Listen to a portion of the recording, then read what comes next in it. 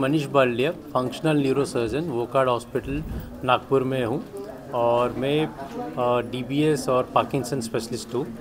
मैं यहाँ पे पार्किंसन बीमारी के लिए जो एडवांस ट्रीटमेंट है जिसको बोलते हैं डीप ब्रेन स्टिमुलेशन सर्जरी, वो हम शुरू कर रहे हैं।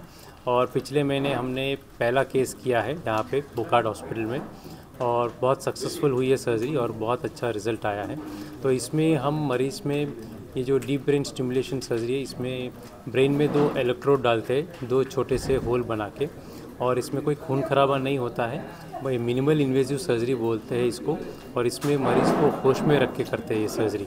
ये वायर्स दोनों हम ब्रेन में उतार के फिर मरीज़ से पूछताछ करते हैं कि आपके जो सिम्टम्स है, पार्किंसन के सिम्टम्स है, वो ठीक हुए कि नहीं हुए, और हम भी चेक करते हैं कि वो ठीक हो रहे हैं कि नहीं हो रहे हैं। तो उसमें अलग अलग लोकेशंस पे अलग अलग करंट देके हम चेक करते हैं।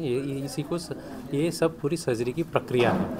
तो ये सर्जरी के दौरान हम जब कंफर्म करते हैं कि हाँ, इस जगह पे हमें अच्छा रिज़ल्ट आ गया है और कोई साइड इफ़ेक्ट नहीं आ रहा है यहाँ पे, और उसी जगह पे हम वायर को परमानेंटली प्लेस कर देते हैं। उस वायर को हम फिर गर्दन के थ्रू स्किन के अंदर से छाती के यहाँ पे एक पेसमेकर रखते हैं और इस पेसमेकर से कनेक्ट करते हैं।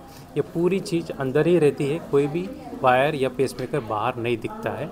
फिर तीसरे दिन हम इसको धीरे धीरे चालू करते हैं और करंट को एडजस्ट करते हैं और मरीज़ के पूरे सिम्टम्स को हम पूरे काबू में लेके आते हैं।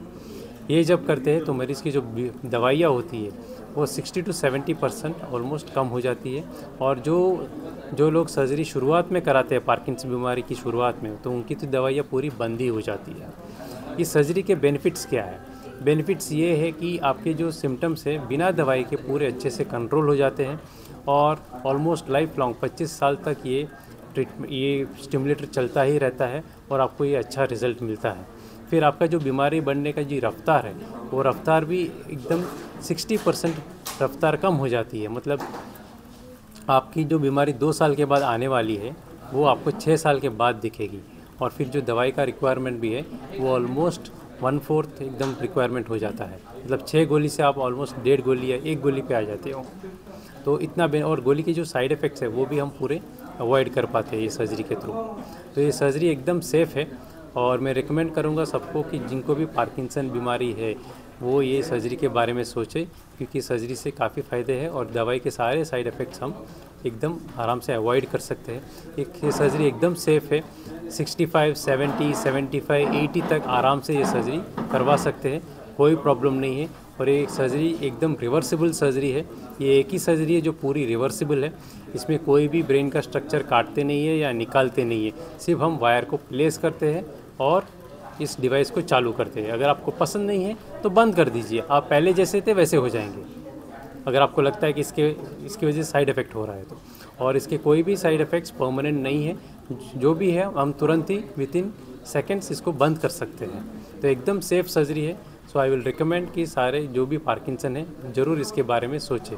ये सर्जरी सिर्फ पार्किंसन के लिए नहीं, डिस्टोनिया के लिए भी हम यूज़ कर सकते हैं, एपिलेप्सी के लिए भी काम आती है, ट्रेमर्स के लिए भी काम आती है, हंटिंगटन्स कोरिया के लिए भी काम आती है, शिज़ोफ्रेनिया, ओसीडी, डिप्रेशन, फिर अल्जाइमर्स डिसीज़ के लिए भी ये सर्जरी काम करती है।